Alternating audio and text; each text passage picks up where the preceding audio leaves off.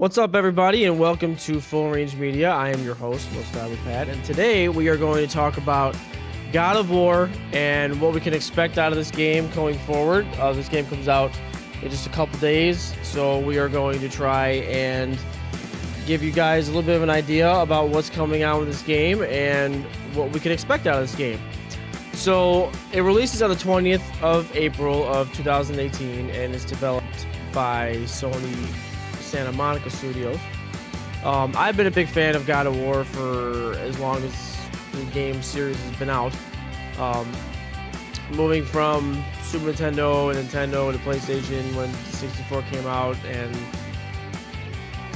PlayStation has been my system ever since, and I've had just the most fun with God of Wars, and Kratos is one of my favorite heroes of all time and just one of the best players to play as. And this game is going to be one of my most anticipated games of the year so far. There's a pretty long list of them, but this is definitely one of them. I want to see how they kind of revamp the game and redo it, and how it kind of goes with today's structure of games. And originally it was a Greek mythology type of game. You know, Kratos was the god of war, and he went out to kill Zeus and Athena and all these different people because Ares killed his wife and kids. So originally it was a Greek mythology. Now it looks like time has moved on a little bit and Kratos is still alive. Now they're kind of more into Norse mythology, you know, like Thor and Loki and Odin and all those guys. I know the original idea was that he was going to be in Egyptian mythology, but it turns out that they decided to go to Norse mythology instead. I don't know if it's because people are starting to get more into Norse mythology because of Thor movies or whatever, but with Asgard and all those different kinds of things.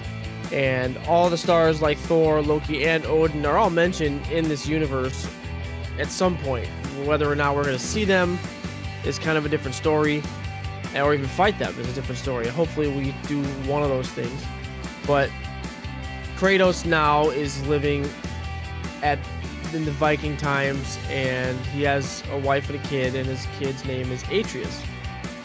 And Atreus and Kratos, it looks like it's going to be kind of like a Last of Us thing where you play as Kratos and Atreus is kind of just on the side. He's a side character. NPC, I'm not really sure if you could play as him or not, but it seems like you can play just as one. So it's going to be kind of a Last of Us type of theme, but with God of War characters, which is actually a lot of fun, and looks like it's actually going to be kind of cool. Last of Us was a big successful game, so hopefully if they take that idea and they actually mold it into a God of War type of thing, it might actually work out. From the trailers and seeing what he uses for a weapon, he doesn't have his Blades of Chaos anymore, which is kind of disappointing, but that's okay. Now it looks like he's using an axe and a shield, and Atreus is actually equipped with a bow and arrow. So you go around with an axe and shield, and Atreus goes around with his arrows and stuff like that, and Kratos can throw the axe at enemies to freeze them, and Atreus can rain down arrows. So that might be a really cool way of actually trying to attack the creatures and attack the monsters that you'll be fighting against. The combat system is definitely a little bit different than the old previous God of War games. It doesn't seem like it's going to be a hack and slash type of game. It seems like it's going to be more of a strategic fighting game. I was kind of hoping that they were going to do kind of more of a Dark Souls type of thing. Maybe not as difficult, because it would be a little more difficult to play a Dark Souls game with you and then like an NPC player, but maybe along those same lines where you fight against, you know, one enemy at a time, going down the line, fighting one, maybe two enemies at a time max, and that's pretty much it. And that's what they said it was going to seem like. It seems like it was going to be focused more on one enemy at a time and some strategic fighting than it is on fighting multiple enemies and destroying multiple enemies. So that's kind of a new feature that's going to be interesting to see in God of War, because, you know, we're not used to seeing that type of combat in God of War. It's going to be different to see Kratos not going around using his Blades of Chaos and just destroying 9-10 people at once. They do have a new voice for Kratos at this time around, which I'm actually really excited for, and I'll explain why in a minute. Originally it was Terrence Carson was the original voice of Kratos, Unfortunately, he does not make his return, but Christopher Judge is now doing the voice for Kratos, which is great because he was Teal'c in Stargate SG-1, and that's one of my favorite TV shows of all time. And so it's really nice to see somebody that I watched on a TV show that I really, really love play one of my voices characters from one of my favorite characters in PlayStation 4 history. So it was pretty cool. I was really excited when I heard Christopher Judge's name, and I hope he does a good job. And I'm happy for him that he got this role. It seems like there's a new experience system, which means red orbs, blue orbs, green orbs are gone. So you're not going to be going around opening chests and sacrificing your orbs in order to upgrade stuff.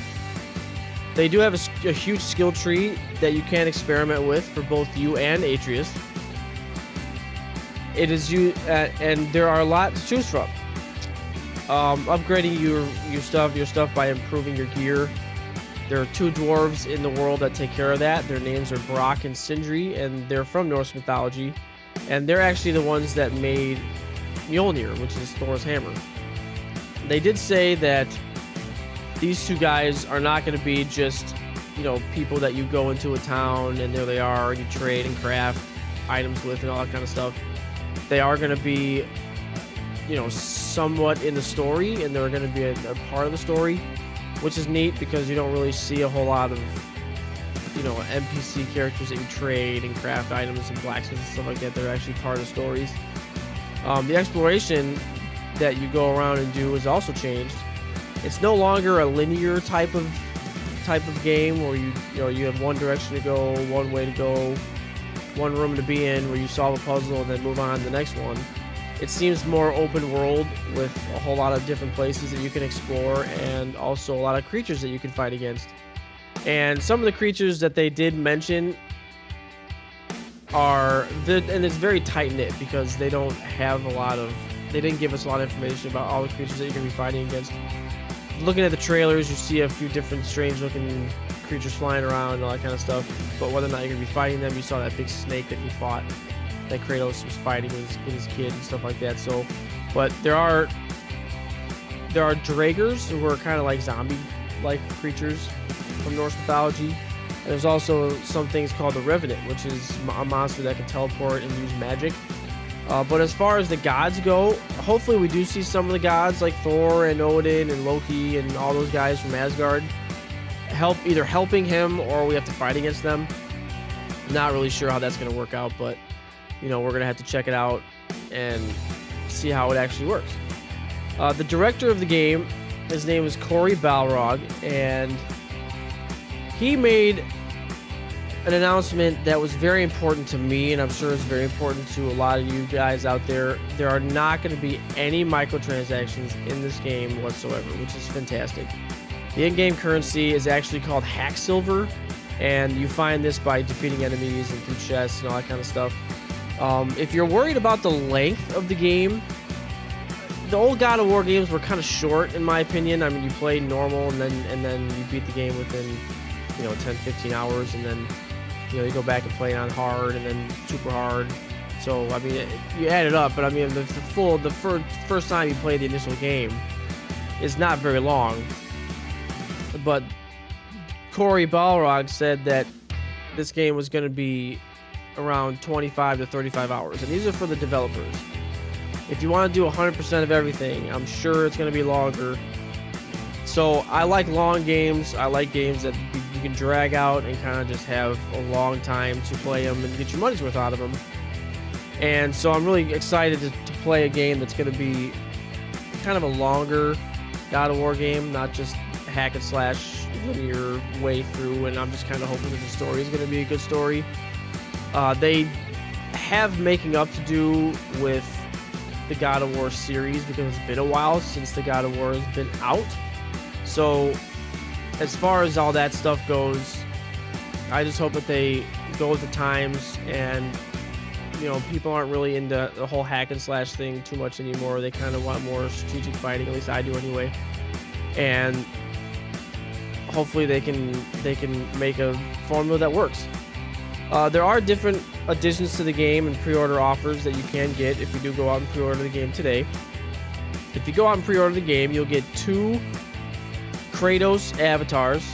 You get an Atreus avatar, a Troll avatar, a Drager avatar, a Kratos and Atreus avatar.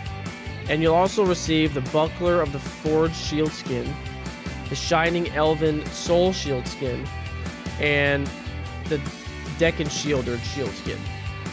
And there's also different editions to the game. There's a standard edition, of course, which is $60. Your standard $60 game. And you get that plus the pre-order bonus if you went out and pre-ordered it. There's the digital deluxe version, which is $70. And this includes all the pre-order bonuses, and also you get the game, of course, and then you get the God of War digital mini artwork by Dark Horse Comics. You get the God of War dynamic theme. You get the Exiles Guardian shield skin. You get a digital comic, issue 0 by Dark Horse Comics. And you also get the Death's Vow armor for Kratos and Atreus. So for $70, doesn't sound like it's that bad. You get a decent amount of stuff for just $10 more. But then it kind of the price kind of skyrockets a little bit, and you can get the collector's edition. And the collector's edition is $130. And of course you get the game and all the pre-order bonuses and the digital stuff that you get. But you also get a 9-inch Kratos and Atreus statue by Gentle Giant. And you also get a limited steel bookcase, a 2-inch Halger Brothers carvings, exclusive lithographs, and a cloth map. So I don't know if that's really worth $130, but I might go out and grab the one for $70. I'm not really sure yet, but we'll see. So that's pretty much gonna do it for our expectations video of God of War. This is a game that I will be buying, and I'm very, very excited to get, and I will be buying it.